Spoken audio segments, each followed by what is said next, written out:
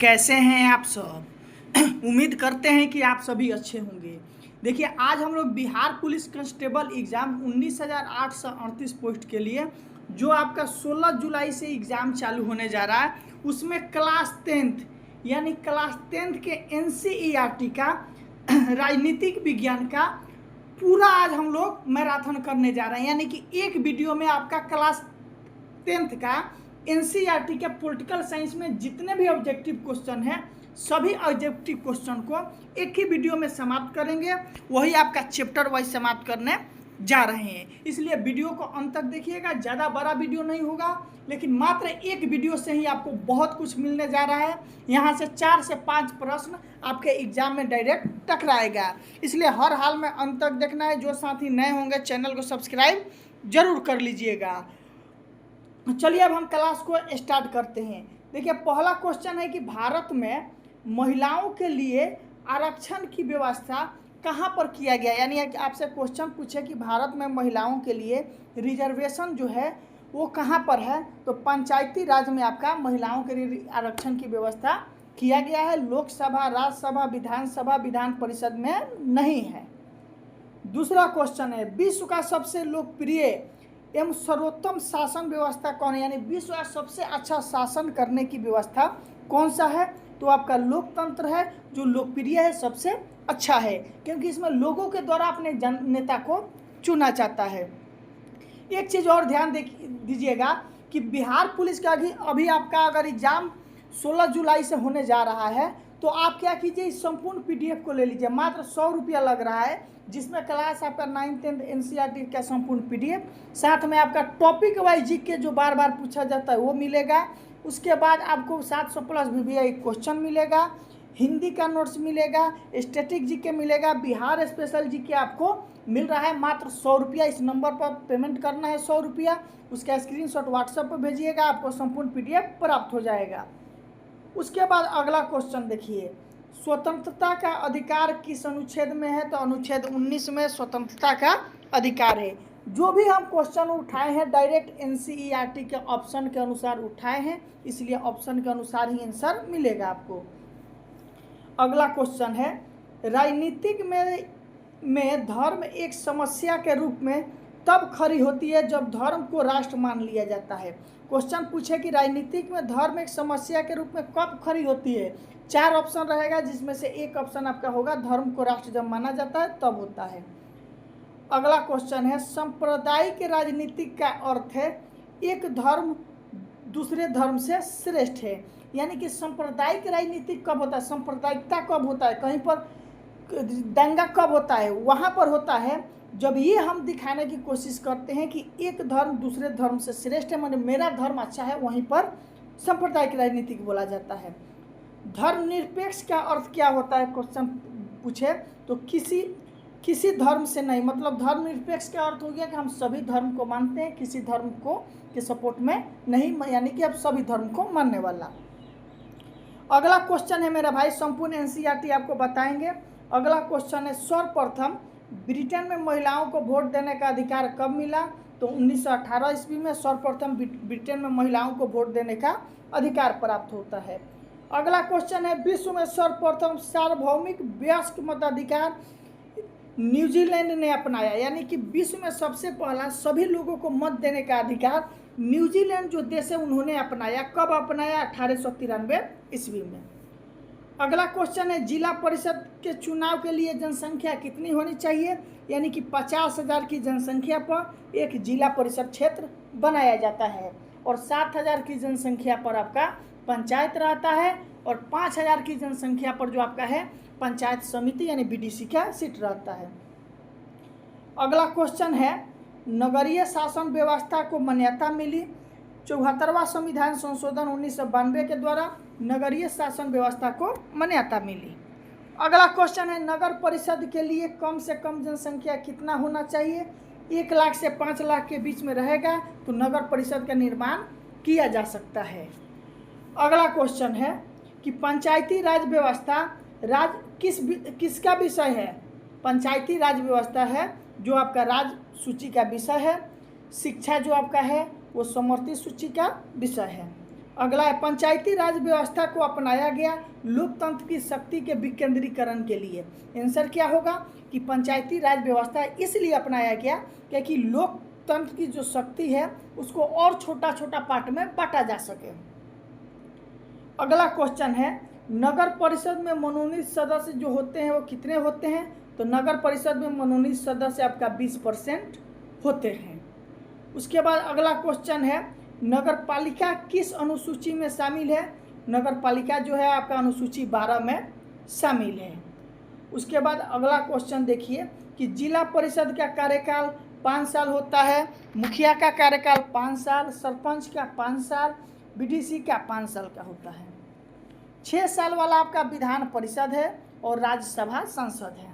अगला क्वेश्चन है सामुदायिक विकास कार्यक्रम का उद्देश्य जीवन स्तर में सुधार से संबंधित है।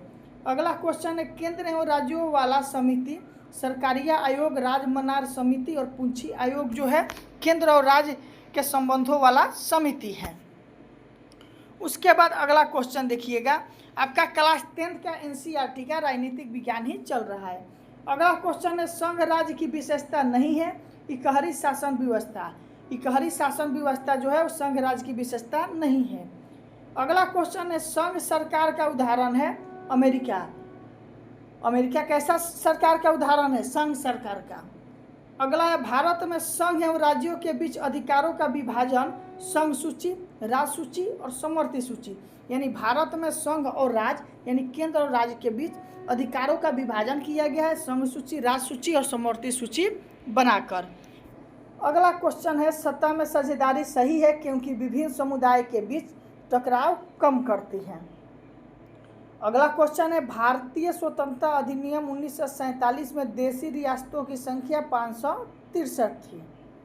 उसके बाद अगला है विदेश नीति, संचार साधन, मुद्रा, बैंकिंग एवं कानून बताता है केंद्र सरकार।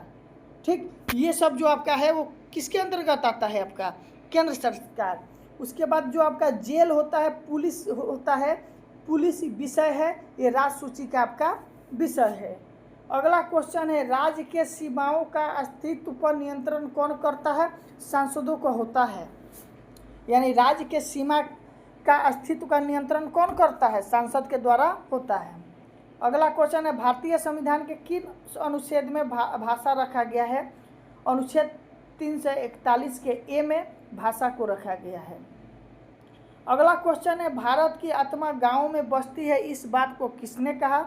तो महात्मा गांधी के द्वारा कहा गया है कि भारत की आत्मा जो है वो गांव में बसती है। पंचायती राज अधिनियम किस अनुच्छेद के अंतर्गत आता है? अनुच्छेद 243। किससे संबंधित है आपका? तो अनुच्छेद 243 आपका पंचायती राज से संबंधित है। बिहार में पंचायती राज का स्वरूप है त्रिस्तरीय, यानी ब्लॉक स्तर पर, जिला स्तर पर, पंचायत स्तर पर, यानी त्रिस्तरीय है। अगला है बिहार में पंचायती राज अधिनियम में 50% आरक्षण की व्यवस्था किया गया है। 2006 से महिलाओं के लिए 50% सीट रिजर्व है। अगला है ग्राम सभा की बैठक 1 वर्ष में 4 बार होती है।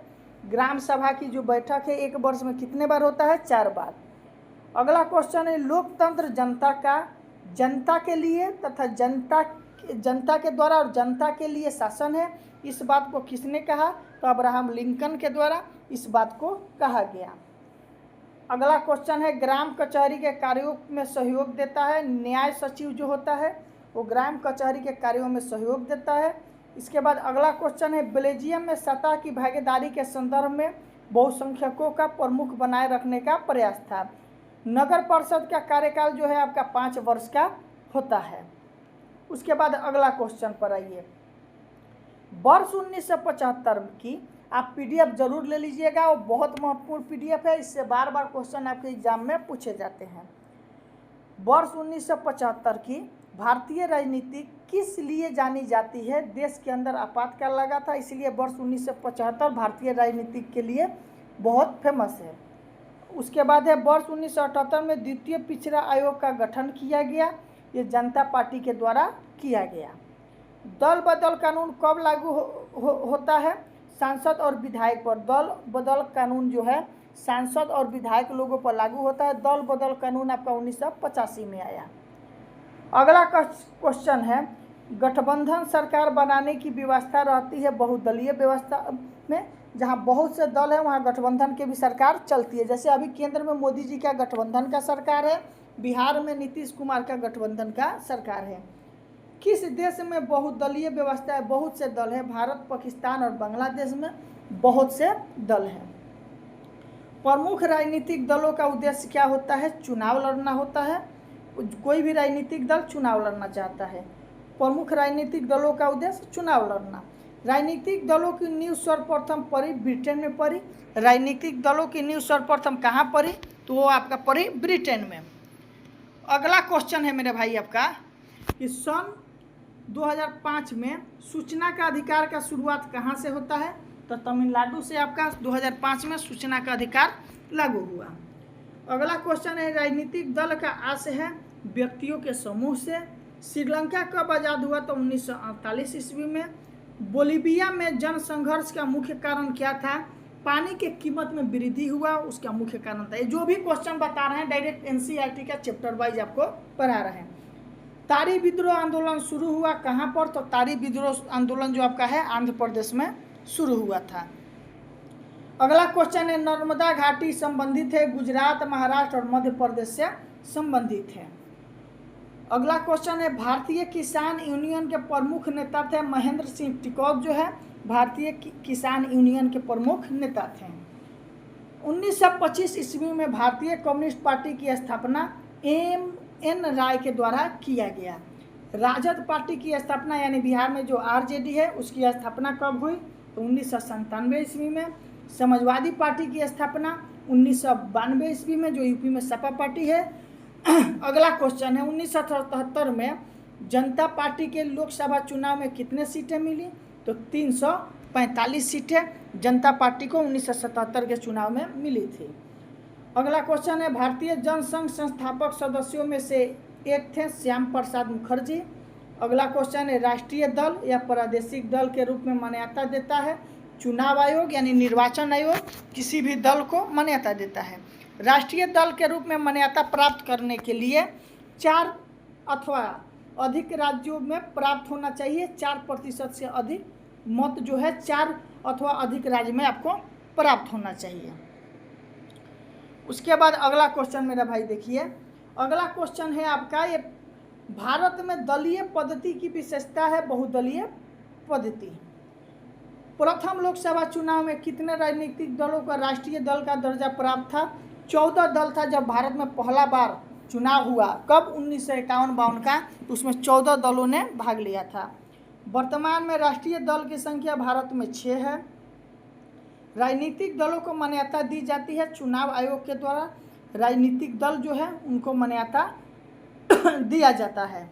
अगला है भारत में दलीय व्यवस्था का अंग है। राजनीतिक व्यवस्था जो है वो दलीय व्यवस्था का आपका अंग है। ये जो है उसके बाद आप और क्वेश्चन देखिए, क्वेश्चन टोटल क्लास 10 के एनसीईआरटी का आपका संपूर्ण क्वेश्चन कराएंगे, इसलिए सभी क्वेश्चन को आपको देखते चलना। अगला है कौन सी बात लोकतांत्रिक समुदाय के अनुरूप न हुई है? बहुसंख्यकों का शासक जो है वो लोकतांत्रिक समुदाय के अनुरूप नहीं है। अगला क्वेश्चन है होतांत्रिक व्यवस्था ने सफलता पाई, लोगों के बीच टकराव समाप्त किया। अगला क्वेश्चन है लोकतंत्र की सफलता का कारण शिक्षित होना होता है। 15वीं लोकसभा कब हुआ? 2009 में हुआ। 15वीं लोकसभा 2009 में, 16वीं लोकसभा 2014 में, 17वीं लोकसभा आपका 2019 में, अभी आपका 18वीं लोकसभा चल रहा है। अगला क्वेश्चन है लोकसभा मददगार होता है समझदारी, विश्वास, शिक्षित होने पर। लोकसभा कब मददगार होता है? समझदारी, विश्वास, शिक्षित होने पर। लोकतंत्र का आशय है जनता द्वारा शासन। लोकतंत्र की सफलता निर्भर करती है नागरिकों को विवेकपूर्ण सहभागिता पर। 15वीं लोकसभा चुनाव के पूर्व महिला लोग को कितनी भागीदारी थी? तो 10% महिला ने जीतकर गई थी।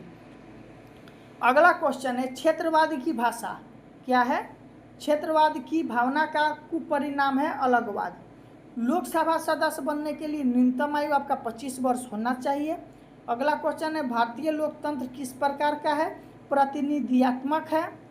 अगला क्वेश्चन है कार्यपालिका में ऊर्जा होनी चाहिए तो विधायिका में दूरदर्शिता। जबकि न्यायपालिका में सत्य के प्रति निष्ठा। इस बात को किसने कहा? अलेक्जेंडर मिल्टन ने कहा था। उसके बाद अगला क्वेश्चन मेरे भाई आप देखिएगा, तो अगला क्वेश्चन आपका जो है वो अगला क्वेश्चन है, लोकतंत्र का अर्थ क्या होता है? जिसमें लोगों अपने शासकों का चुनाव करते हैं, लोकतंत्र का अर्थ यही होता है। लोकतांत्रिक सुधारों को लागू किया जा सकता है कानून, नीति और फॉर्मूला से। किस सरकार को आमतौर पर प्रतिनिधि के रूप में जाना जाता है? लोकतांत्रिक सरकार को। देखिए क्लास 10th का आपका संपूर्ण राजनीतिक शास्त्र समाप्त हुआ। ये आपका संपूर्ण पढ़ा दिए। आपको हर हाल में PDF लेकर अपनी तैयारी को मजबूत करना है। कोई भी प्रॉब्लम है मेरा भाई कमेंट करके पूछ सकते हैं।